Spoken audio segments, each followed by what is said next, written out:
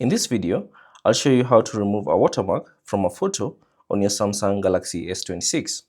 All you have to do is open the gallery and find the photo that you'd like to remove a watermark for. And then from here, tap on the pencil icon from the options that appear. And then next, you should need to tap on the AI icon. Here it is. Tap on it. And then all you have to do is draw around that watermark that you'd like to remove. So you can simply draw that circle to remove that particular watermark, and it will highlight it. And then once you're done, tap on erase and give it a few seconds for it to remove that particular watermark.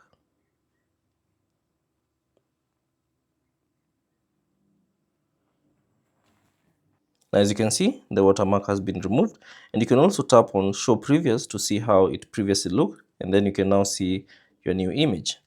Now, after everything, simply tap on done to save the changes, or if you'd like to keep editing the image, you can tap on keep editing. So I'll just tap on done, and then if you want to save this image, you can simply tap on save copy at the top right corner. So tap on save copy, and now that will be your new photo. So this is the photo that we have removed the watermark for, and this is the original photo that had the watermark. So thanks for watching.